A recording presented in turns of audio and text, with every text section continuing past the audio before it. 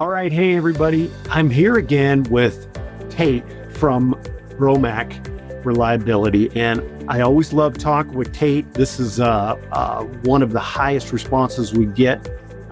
He is a customer of ours. He's extremely knowledgeable. He specializes in fuel polishing systems, and they're quite remarkable. And so it's just been a real honor to be able to work with him. And I wanted to talk with you, Tate. Now that I got you nailed down a little, I know you're a busy guy. So I wanted to find out, what experience have you had using, say, the diesel additive in your market, in your area of expertise? Yeah, so I've had a couple real good experiences, not only from me, but from a couple of the customers that I've sold to here.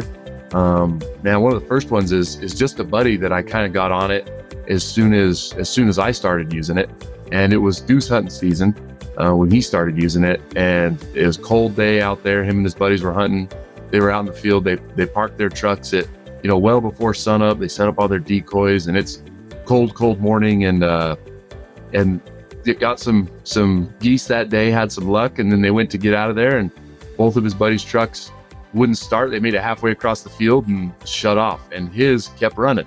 And so they asked him, what the heck? What did you do different? And so he was running our product, and he was just tickled with it. He couldn't believe both his buddies were down, and he hauled everybody to town, and he rounded up the decoys. He saved everybody because they're kind of out in the middle of nowhere. So it's it was a neat thing. Not all three of them were gelled up because they're probably cold enough from hunting all day.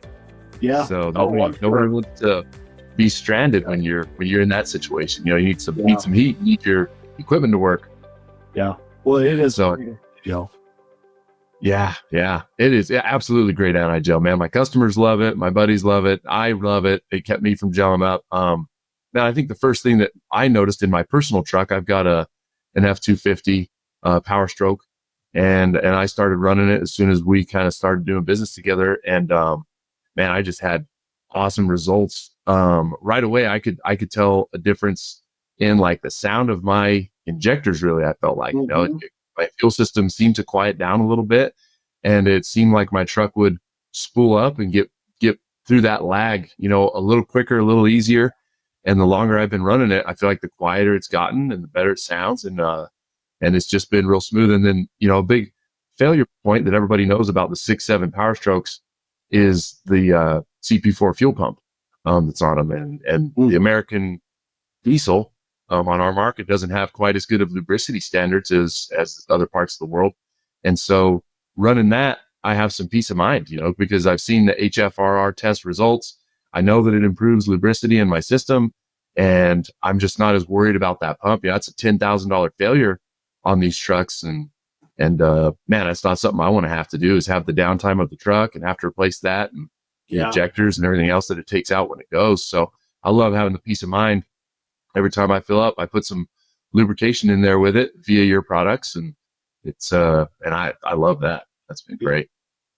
One thing on lubricity that people don't always think about, when we formulate for lubricity, we want to formulate with the lubricity that we are going to need with the existing fuel we have here in the States, and we want to meet and even exceed to some degree the actual manufacturer's requirements, right?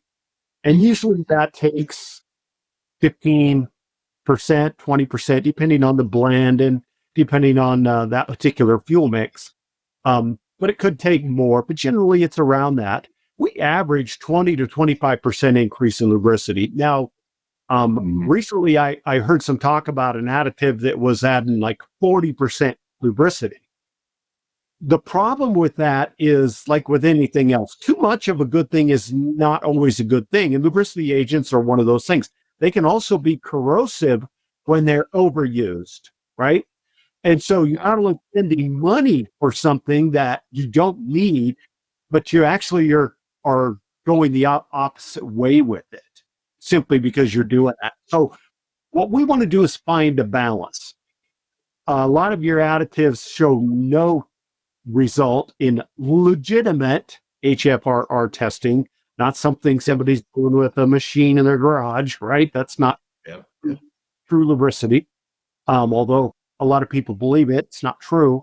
But we want to exceed the standards required, but only enough to get us in that ballpark range. And so, we generally, we'll take it down to about 400, could be a little less, a little more, which is that range. I believe a lot of the manufacturers are asking for like a 460, if I'm not mistaken, for test results. We get down below that, which is better lubricity. The lower the number, the better lubricity. But we don't want to go far beyond that because it's not beneficial. Financially, it's not beneficial, and we also can create some corrosion issues. So that's just such a keep in mind. We really try to pay attention to the details.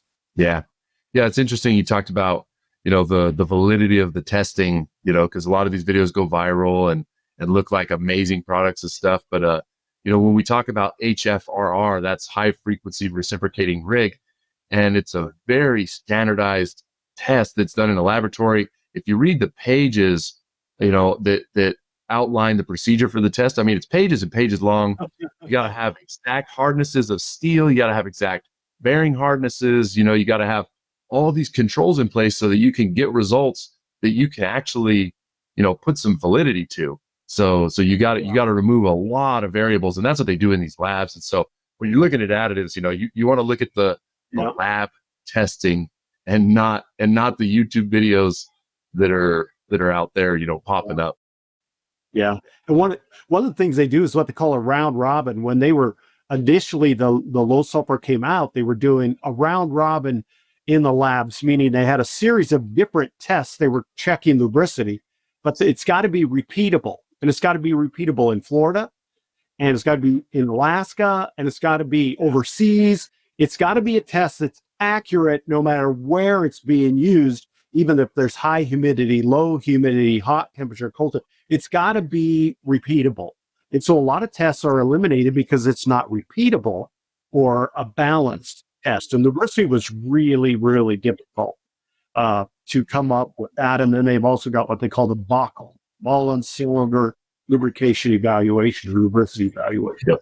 So those are really the only two legitimate tests. Anything you see anybody doing beyond that, don't even give it a second screech. It means nothing. And so I think a lot of people don't realize the importance of actual laboratory testing, not somebody lighting it on fire on your countertop, which I know me and you've talked about in the past, and how I didn't know if it's clear or if it's black smoke. One guy says it's clear because it's good. The other guy says it's black smoke because it's good. You don't have laboratories lighting the stuff on fire on the countertop and then feeling the countertop to see if it's good additive or not. Yeah. It's just not done that way. And so all of these tests are very complex and very expensive. So guys on YouTube, they could do some fun things to watch and it may look really impressive. You're not going to get a guy on YouTube doing testing that's going to give you any literal results or actual results. Just makes for them YouTube. Yeah, it's good entertainment. Chalk it up to that. That's about all it's worth. Yeah. Well, listen, Tate, Bromac Reliability, I really appreciate your friendship as well as partnering with us and working with us on all these different projects. So it's great to have you aboard. Oh, yeah. And we'll be in touch. Yeah, it's always a pleasure, Guy. I appreciate you. All right. Thanks. Thanks.